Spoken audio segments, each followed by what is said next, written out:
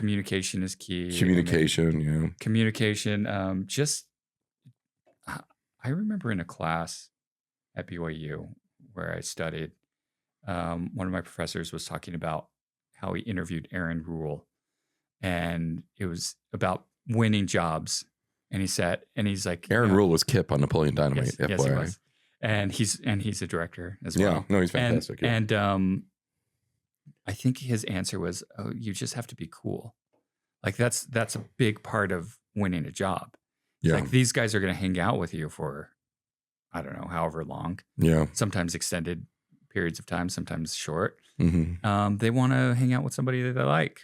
So, yeah, I mean, part of it, a lot of it is leadership, being a boss, being able to say what you want. Mm-hmm. In a nice way that people don't get mad. Yeah. So certainly, I mean, I've studied communication. Oh gosh, what's that book that I just read recently about communication? Let me think about it. It was a Crucial Conversation. It was Crucial Conversation. Are you serious? Yes. Crucial Conversation is a great book. It's so funny because it's so businessy, but they should teach it in film school. Well, totally. But I mean, that's not because filmmaking is Crucial Conversation. Right. I loved that book, and I studied that in conjunction with some other people like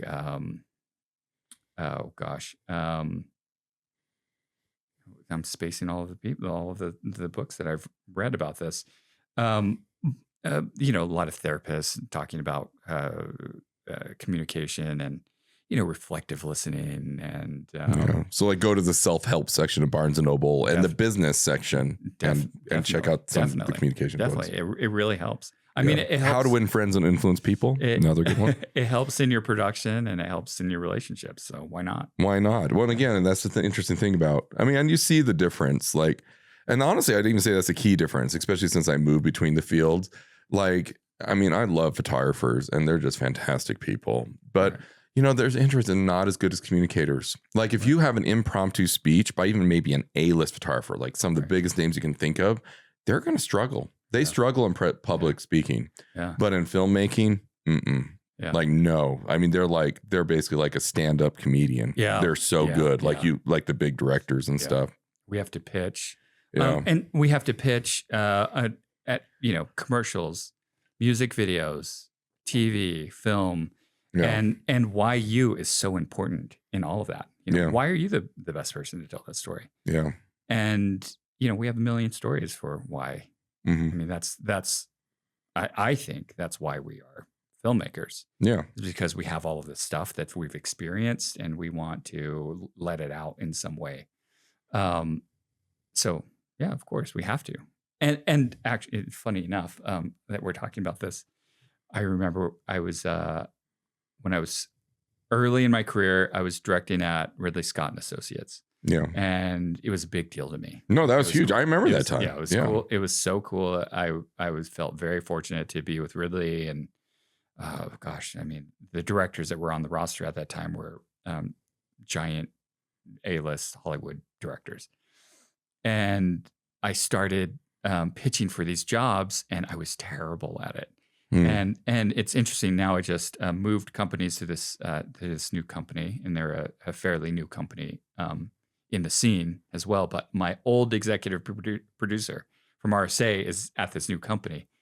And my very first call with them, that was just a couple weeks ago, Tracy, her name is, Tracy called me. She says, after you did that call, everybody was like, oh my gosh, he's such a pro. And he's like, and I was just like snickering. I was just laughing in the corner because they don't remember, or they didn't see. They don't remember how bad you were. He's like, you were so bad.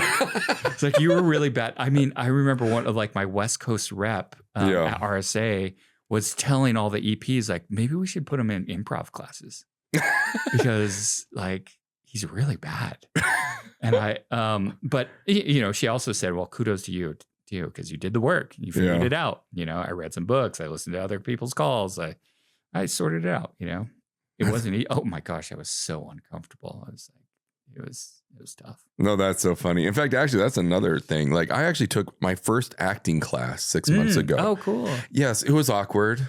people in the class. There was kind of like your standard mix of people who'd be in acting class, which I mean are fine, but it was like it's a community college acting class. Cool. I mean, super open enrollment. And I swear I learned more about directing in that class. Yeah. Like, again, I don't know why they don't force everyone in film school to take 2 or 3 sections of acting. Because knowing what actors think about and how they analyze stuff is really, really important. It is really valuable. Yeah. I mean, I've been in pitch meetings for TV that executives are like, go take an acting class. So, I've taken many classes. Oh, have you? You've taken acting classes? Well, I haven't taken an acting class, but I've taken directing actors. I've taken screenwriting classes. I've taken all sorts of stuff after. Yeah. Just to stay sharp, That's true. Well, I don't know how you came out, but clearly I came out through the cinematography side, cinematography track. Yeah. And so I think that's where it's important. Where conversely, if you come up through acting track, you should probably take some cinematography classes. Yeah. I mean, just kind of covering your weakness. Yeah, I think it's good to know. I mean, many aspects as you can. Yeah. So, I mean, that's the glory of film, is that it's a multifaceted medium. It is. Yeah. It is.